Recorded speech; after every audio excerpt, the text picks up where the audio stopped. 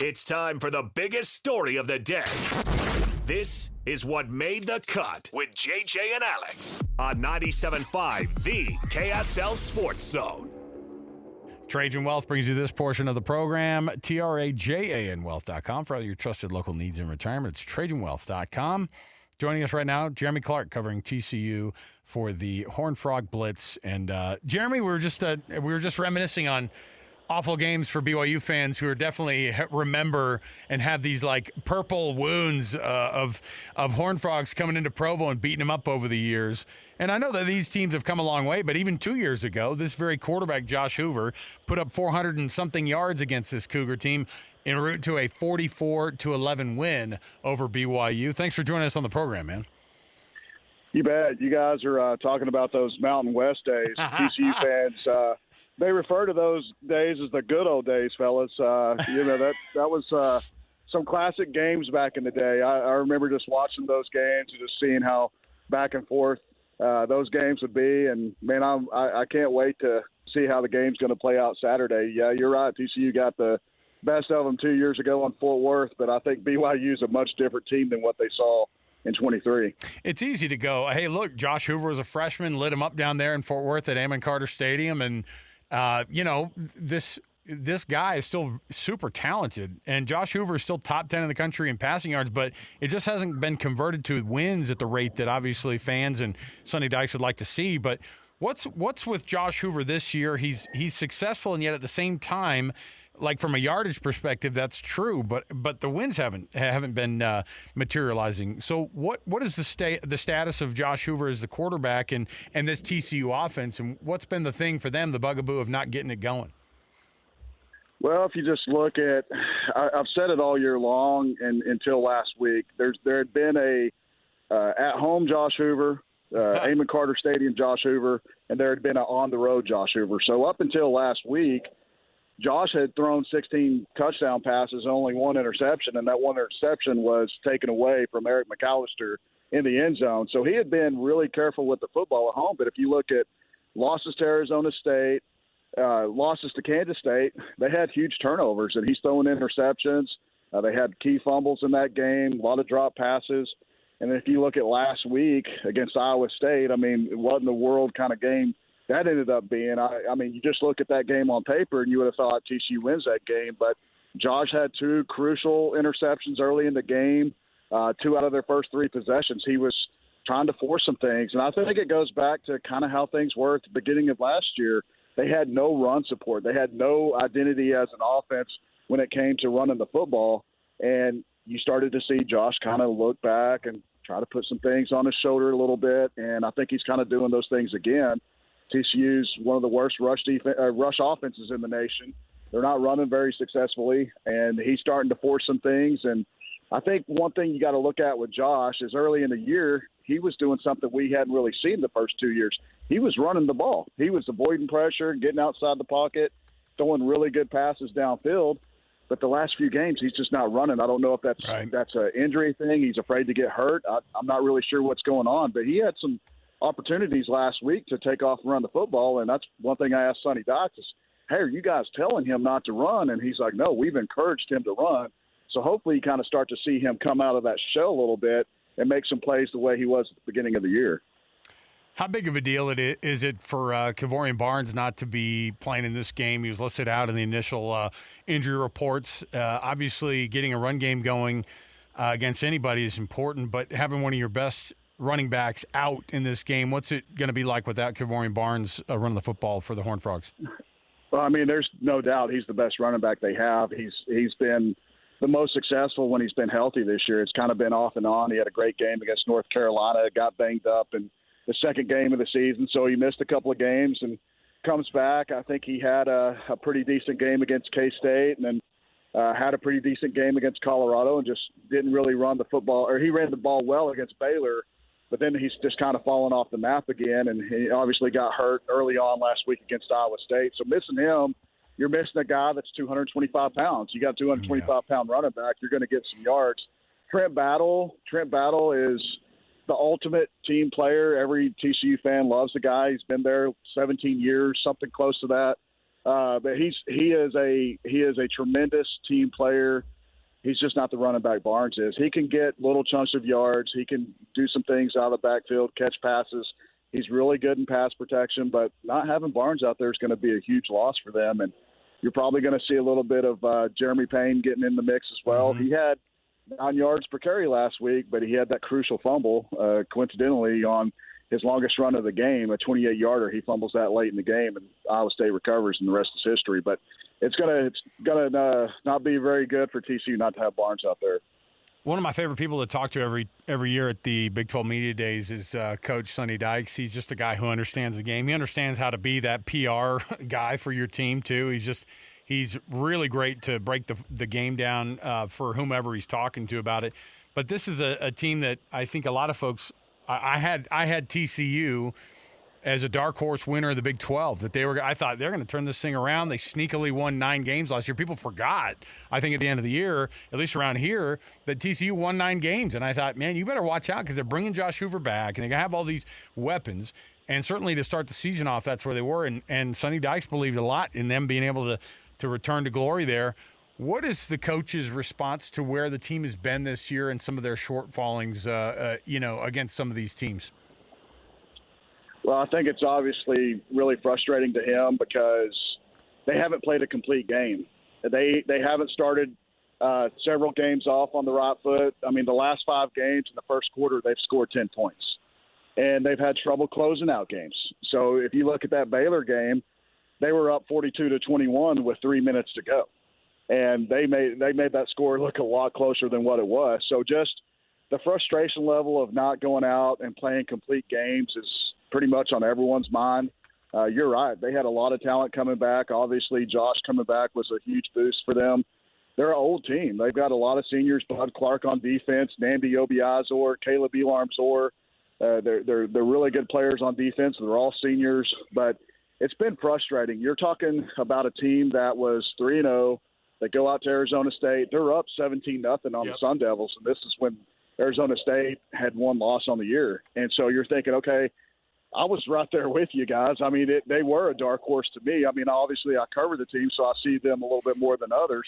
But I just knew they kind of had the makings of a team that can quietly sneak up on some people. There weren't a lot of people talking about TCU, but it's been extremely frustrating. I mean, last week they were up 17-6 in the fourth quarter, and like I said earlier, if you look at that game on paper, you're thinking to yourself, how in the world did TCU lose this game?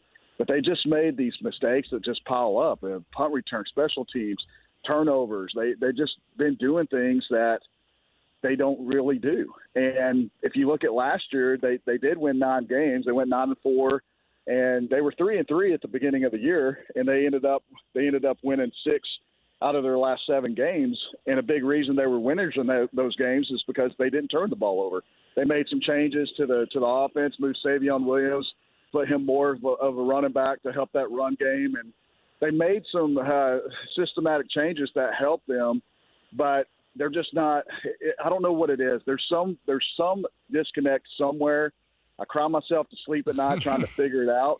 I don't know. It's bugging a lot of people because this team is a lot more talented than what their record shows right now. They've got some really good athletes that I think are on the radar for NFL teams, and it's really surprising to me that they're sitting there at 6-3 and pretty much out of contention to compete for the Big 12 championship. You know, I grew up in the Dallas-Fort Worth area for a good chunk of my, 0 to 15. I was there in the Dallas-Fort Worth area. And TCU, growing up, it was, hey, man, like this is not a program that's going to do anything. It was like SMU and TCU were kind of laughed at in the state. And then, you have things turn a corner when Gary Patterson comes in, and obviously things have flipped there in Fort Worth, and they've flipped for TCU over the past 2.5 decades. And obviously fans have an expectation now. Where do TCU fans, or not fans, but where does TCU stack up compared to other teams that they're now in competition with when it comes to not just recruiting, but with the money side of things? Everybody looks across the state now into West Texas and goes, how on earth are those Texas Tech guys outspending people here in the Dallas-Fort Worth area?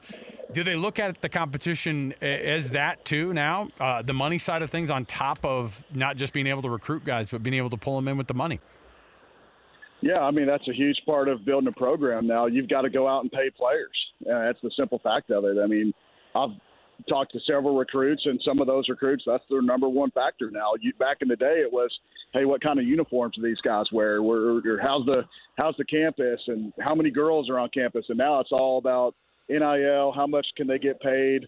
If I hit the transfer portal, is TCU going to be a team that other schools are going to look at and say, hey, this guy's from TCU? It all factors in. But I think Dykes has kind of set the expectation high for the fans because he's gone up on several platforms and just gone out and said, hey, this is TCU. We're in the arguably the best recruiting area in the nation when it comes to football recruiting, the DFW area.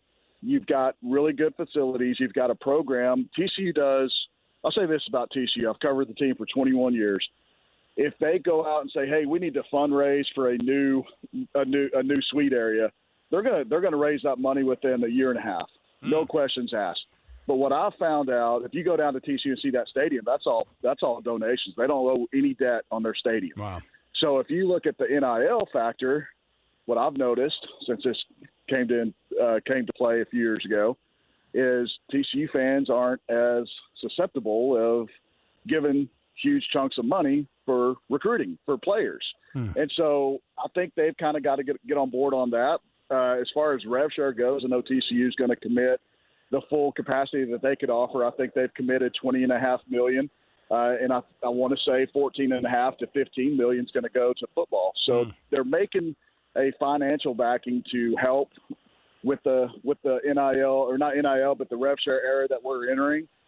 Players are obviously, they like TCU. There's not a whole lot of players that hit the transfer portal, which tells me that they like Sonny Dykes, they like the scheme, they like the staff, and they want to stay in Fort Worth. But for me, it's just, I'm with you. I'm one of the thousands of people with you guys and saying, what in the heck is going on in Lubbock, and how are they having so much success?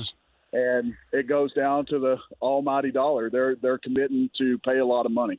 Yeah, and you wonder too. I mean, part of that is like, even one big backer will make a big difference. And like for BYU fans, their basketball program, people see a handful of these big donors and they go, they have had big money people show up, big time powerful alumni show up and be a part of this. And so this is one of those things that I think people here locally, they go, it used to just be an absolute disaster to try to ask somebody to talk about money. And now a place like BYU that was so averse to talking about money is happy to talk about it because they're winning some of those money battles that, other big programs in years past, they'd win the recruiting battle on. And so it's a weird spot to be in, but it's also pretty interesting to watch at the same time.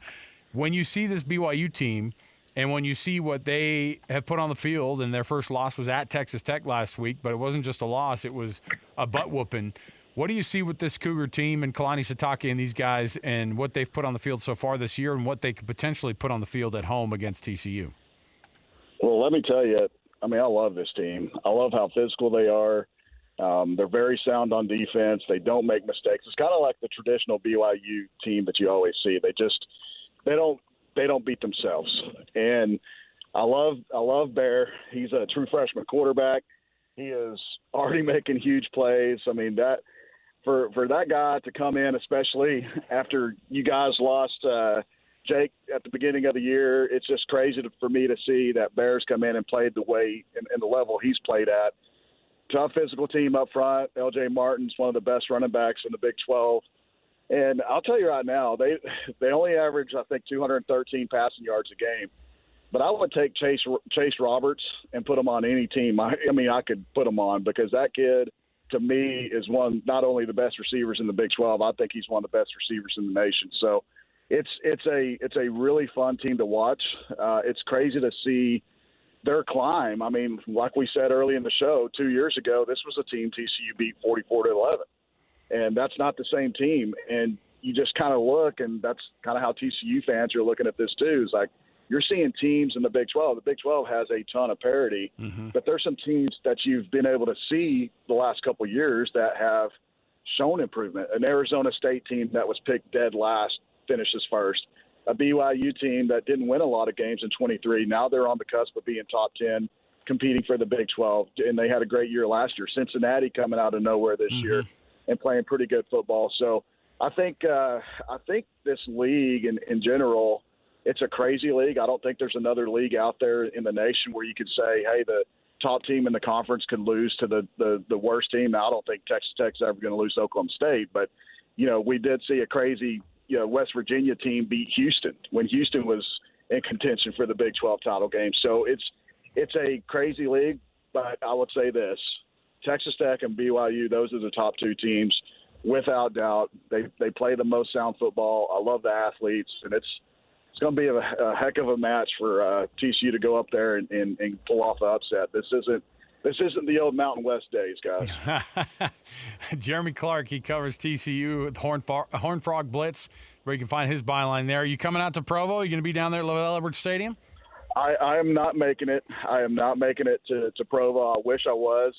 It's a beautiful place up there. It is. Utah is definitely one of the most prettiest places. We have a blessing as part of this country to drive through and to visit. But I'll be watching. I'll be staying up late, trying to everything I can to stay up and get that post game in. And because down here in Texas, it'll be probably close to 1 a.m. by the time they get that thing done and wrapped up. So it's going to be a fun one to watch. Well, we appreciate it, Jeremy. Have fun. We appreciate the insights, and we'll be checking in, of course, in the future here. Hey, I appreciate you guys. Enjoyed it. There you go. Jeremy Clark, everybody.